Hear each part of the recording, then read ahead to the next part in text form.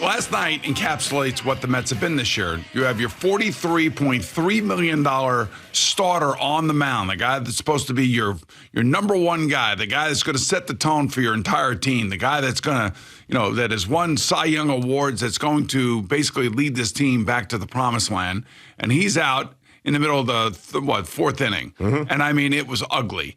You all of a sudden, then in the eighth inning, have the bases loaded, and who is up? Francisco Lindor. And what does he do? Strikes out. So right there is the encapsulation of the entire Mets season.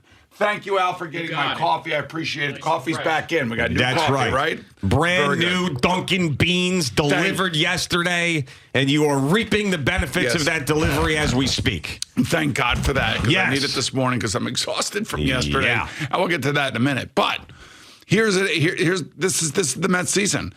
And I'm telling you right now, this is what playing in New York, coming to New York, is all about for superstar athletes. When it goes south, it goes south, and people are not going to be very forgiving.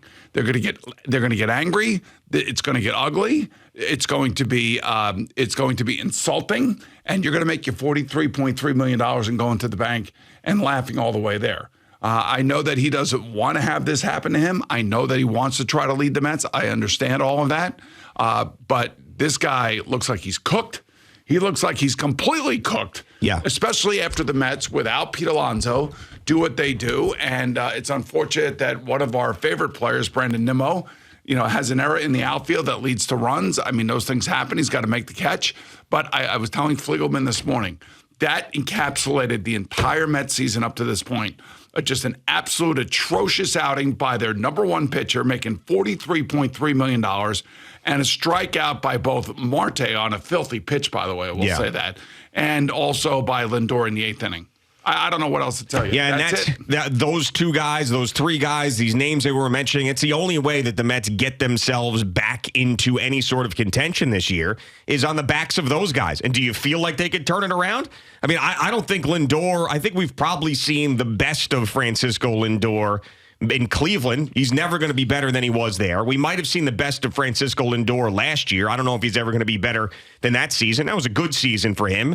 Was it a great season? And we certainly have seen the best of Max Scherzer and Justin Verlander. And I don't think what they have now is going to be good enough to compete at all. I mean, maybe they squeeze into a wild card, but other than that, they're just not good enough to win a World Series. They're not even close. And Max Scherzer, and you were getting on me for continuing to bring up that Friday night against the Padres. And I said it coming into this season. I said it in spring training. I kept saying it. But the reason I kept saying it was because of the fear of what it was going to lead to. Because if a guy like that, in his first season with the Mets, who still allegedly had a ton in the tank, he was on the IL for a little bit, so he was going to be fresh. He wasn't going to have the dead arm that he had with the Dodgers the year previous. Goes out there on Friday night, game one of a playoff series, and gives up 7 runs and gets smacked around like that. That, to me, smells like a guy who is washed up, and that's what he is showing us right now. And you're right, he doesn't want this to happen, but it's happening. This guy is not Tom Brady. He's not Aaron Rodgers. He's not even Justin Verlander, who won the Cy Young last year. He has gotten up in age, and now he's done. He stinks. He hasn't been able to figure it out, and it's not going to get any better. And when Met fans and Steve Cohen and Billy Epler and Buck Showalter start to realize it, the better and the easier it's going to be to deal with it, because everybody insists, and he probably still thinks he's a great pitcher. He's not. It's over. You're done. It's over. Your career is done. You're never going to be the same guy. And Braves series, Friday night Padres, this entire season, and I know he's had a couple of good outings, but he's not. Right now. Well, he's a 4 starter on a bad team. Dude, he also got suspended. Yeah, that too. I mean, you got to remember that. I mean, and he got suspended because he was using stuff that he shouldn't have been using, and maybe that's what he needs. Maybe that's what he needs to be able to pitch at this advanced age. I don't know. I mean, last night was about watching, and then of course it's DJ LeMay, who hasn't hit anything. Yeah, of course. It's Anthony Volpe, who's batting below 200. Yeah. I mean, you have all these guys that all of a sudden show up and play at a I don't know, I want to say a high level, but play at a level that we haven't seen from them. And the frustrated Yankee fans will tell you that DJ's not what he used to be, and Volpe's not there yet, and all these other problems that they supposedly have are only our problems are manifested more than their problems are because of what I just said. You pay a guy. It's mind-boggling to me that he is making $43.3 million for something he did somewhere else. Like when you pay Aaron Judge, you're paying him because of the things that he's done for you and what you believe he's going to do for you. And when he's in a lineup, he does it. Yeah. And it's money well spent. And it's money that will reap the benefits and will return on investment because he's your guy. Like Nimmo's our guy, Pete Alonso's our guy, McNeil's our guy. Sure. But all the other mercenaries that you bring in here, you got to make sure you're signing the right guy. I could see them going out and signing Shohei Ohtani and then him going on the injured list and getting Tommy John surgery. That's the point I am right now with watching what I'm watching unfold in front of me. And it is bad. I mean, it is bad. It is ugly. And by the way, Aaron Boone tried to give the game to the Mets last night. He left Severino in, and I understand why he did it. Well, Severino talked him way. I was shocked. You know what? I'll tell you what. Severino, we got Aaron Boone to turn right back around and give him the ball back, which was insane. I understand why coaches do that, and and the guys were talking about it last night on the game. This is how Ronnie Darwin was saying. This is how you stay involved with your pitchers, and I'm kind of paraphrasing here, and you're trying to give them confidence to let them know that you believe in them and all that other stuff, that psychological stuff that goes on in these games. But, ever since Severino was bitching and complaining about not coming off of the injured list fast enough and getting back out on the mound, you remember they put him on the injured list. He was really disgusted with it, and he couldn't believe that it was he missed the first 48 games of the season or whatever it was. And he was, creating all this kind of I don't know, he was kind of humorous about it. I'm like, man, he's touching the money. He's touching the money. And sure enough, he has not been great the last 3 times out. No, he hasn't. And this was all about the offense for the Yankees. And then the bullpen, and Clay Holmes looked about as good as he has looked the entire year in striking out with the bases loaded and 1 out. Of course, Lindor and Marte back-to-back. I mean, that 3-2 strikeout on Marte, that was some pitch. Yeah. Well, see, think about that pitch in that situation. 3-2, bases loaded. All right, the game on the line, Starling Marte. And then think about the 0-2 pitch in the first inning that Max Scherzer hung to Giancarlo Stanton. Right. I mean, that right there, you want to talk about 2 pitches that affect the game? I mean, I know that a ton of runs were scored after that, but there's your microcosm. Max Scherzer can't execute for bleep anymore. 0-2. The guy who's got more home runs as opponent at Citi Field than I think anybody. 0-2. He hangs this pitch. It's going to be right here, actually. Right here on that tee. Bang. 0-2. Puts it on a tee and hanging. Just hanging there. Bam! Gone. See you later. All right. First inning. Awesome. Thanks, Max. Glad that you're dialed in. I mean, how many times have we seen Giancarlo Stanton strike out waving at a breaking ball low and away? Every single pitcher does it to him. And here's Max Scherzer throwing a grapefruit to him in the first inning with an 0-2 pitch. It's unbelievable. God, he can't execute anymore. He's just not any good. To me, if he pitches well, it's because the opponents are terrible and he got lucky for a night. He's just not the same guy. So they are. This is going to be a long, long summer for them, and I refuse to let them drag me down through the summer. I won't do it. I feel like you're dragged down right now. I won't do it. It's kind of feel like no. Yeah, but they'll say no. No, I'm not. I'm not anymore. This is it. I have emotionally detached for the time being. Emotionally detached. Now, I reserve the right to reattach at some point because I've earned that through all the battles as a Met fan that I have gone through. But here at 41 years old, and you even more so than me, Eddie Scazzeri even more so than me, we have earned the right to emotionally detach and then emotionally reattach. And that's what I'm doing. All right. Is this pivot time? It's mental pivot time for me. Right, okay. I don't want to deal with this. Do you want to deal with this? No, I don't want to deal with this either, but I got to tell you. I don't want to deal with it. You're not going to like what I'm going to tell you next. We have to deal with it. We do because that's our job, yeah. But even more importantly is Max Scherzer's got a player option for next year. Oh, yeah. I mean, he ain't turning that down. He probably picked it up last night. He probably called Scott Boras and said, hey, let's pick this thing up, man. Hey, Scott, when you were negotiating with the Mets with all my, Cy Youngs and all that other crap, and you got me this huge $120 million deal, guess what? Pick it up. Just need to pick it up next year. Pick it up.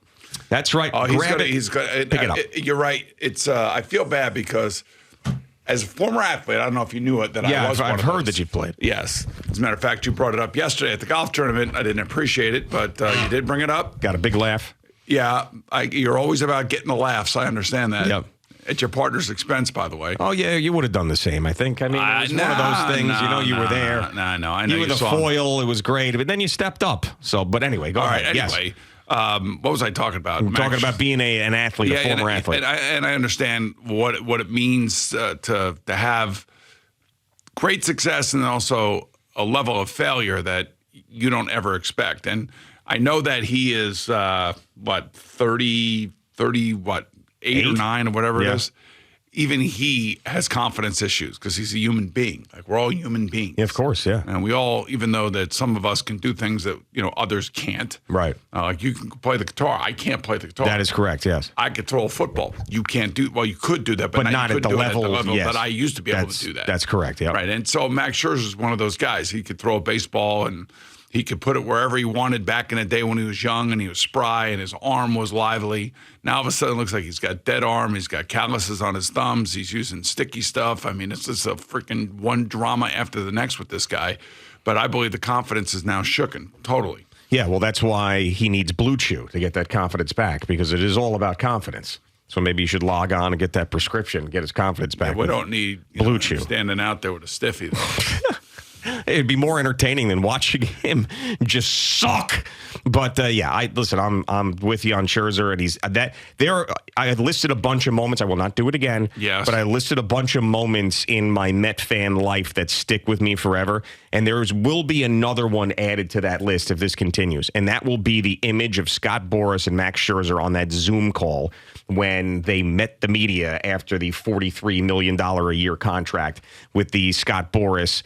Big smile on his face. The two of them sitting at Max's house. Steve Cohen came in, swooped him up. That image on Zoom from Max Scherzer's backyard mansion is going to be right up there with all those other terrible moments because this guy was supposed to be part of the solution, supposed to be one of these saviors that comes in and helps the Mets finally win their first World Series since 1986. And all he's been is just another one of these names that we will add to the pile of guys that have come in here and have not gotten the job done and been extremely expensive in doing so. And he might be at the top of the list when it's all said and done. Yeah, well, because he's making the most money, unless depending on what Verlander does. Yeah. That's the thing. I mean, these games are, they're one of 162, but these games have an added edge to them and an added pressure to go out there and perform. That's why Stanton hitting the home run, LeMahieu hitting the home run, Volpe coming through with the double.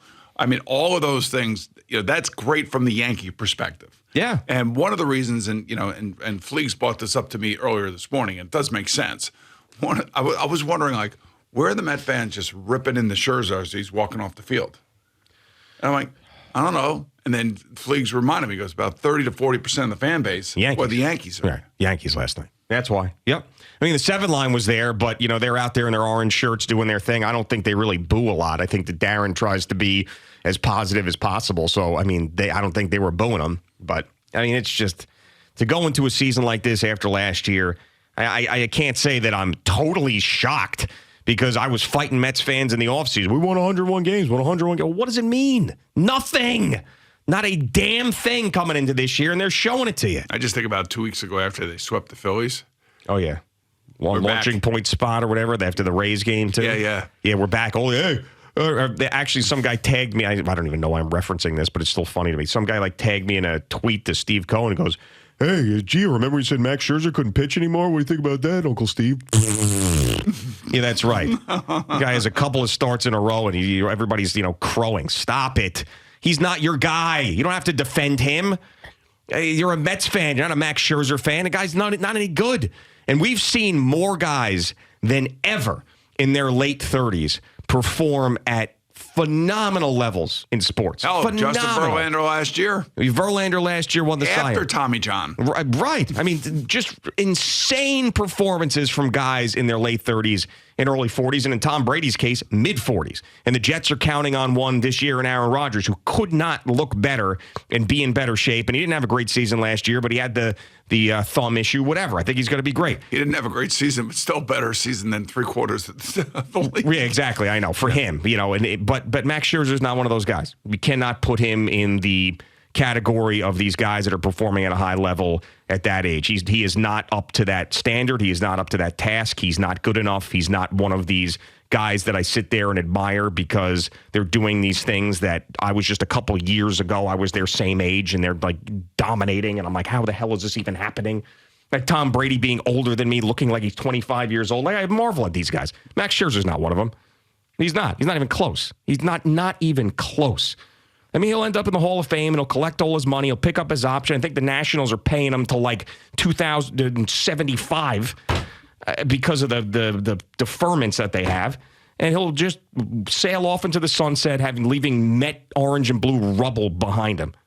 And just be another guy. Just another guy. You're miserable. Another guy who did it. You're miserable this morning. Another guy who came here and just did it. Just took a sledgehammer to the franchise. You're miserable this morning. No, I'm okay. But this is my emotionally detaching moment, and then that's it. It's a process, and once you emotionally detach, then everything's fine. Yeah, you got to go through it. There's no question about it. So I'm going through it, and then if Verlander Cole tonight, right? So once Garrett Cole throws a no-hitter and Justin Verlander gets knocked out of the first inning, I won't care because this is today. It's like I'm lancing the boil today.